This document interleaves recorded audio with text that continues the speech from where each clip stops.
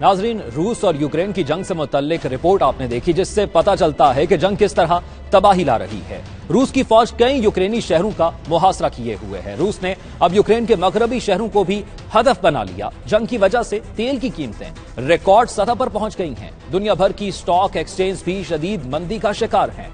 रूसी currency rouble पर काफी दबाव है, जिसकी कदर में काफी कमी देखी जा रही है। रूबल की गिरती कदर से रूस की मईशत पर क्या असर पड़ रहा है, इस बारे में जानते हैं मॉस्को में मौजूद 92 न्यूज के नुमाइंदे शाहिद घुम्मन से।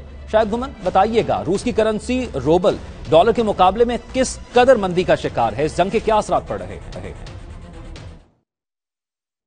जी बिल्कुल, यूक्रेन में रूस की जानब से फौजी ऑपरेशन के बाद यूरोप, अमेरिका, बरतानिया और दीगर ममालिक की जानब से रूस के खिलाफ पाबंदियों का सिलसिला जारी है। रूसी अवाम को इससे कोई फर्क नहीं पड़ा कि मैकडोनल्ड बंद हो गया है या कोका कोला बंद हो गया है। रूसी अवाम को इससे भी कोई फर्क नहीं पड़ा कि आईफोन ने रूस में अपनी प्रोडक्ट्स की सेल रोक दी है या गाड़ियों के बड़े बड़े ब्रांड ने रूस में गाड़ियों की सप्लाई रोक दी है। अगर फर्क पड़ा है तो डॉलर की कदर में बेपनाह इजाफे की वजह से फर्क पड़ा है। 22 फरवरी से पहले रूस में तकरीबन 75 रूबल का था, अब डॉलर 155 रूबल की बुलंद तरीन सतह पर भी जा चुका है। एक दिन में डॉलर कभी 120 रूबल का हो जाता है या कभी 140 रूबल का।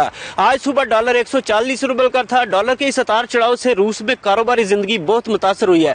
अब डॉलर की कदर डबल होने की वजह से होलसेल मार्केट में तकरीबन कारोबार ना होने के बराबर है। दरामदशुदा अशिया का रेट ऑटोमेटिक डबल हो चुका है, लेकिन ग्राहक नए रेट पर खरीदारी नहीं कर रहा और दुकानदार पुराने रेट पर नुकसान की वजह से फरोख्त नहीं कर रहा। इसलिए बहुत से कारोबारी अफराद ने अपनी सेल आर्जी तौर पर रोक दी है। जो कह लें कि पाकिस्तानियों की जमा पूंजी इस वक्त 50% कम हो गई है और अब सबकी नजरें डॉलर पर लगी हुई हैं कि वो कहां जाकर रुकता है। जी बहुत शुक्रिया आपका शाहिद घुम्मन।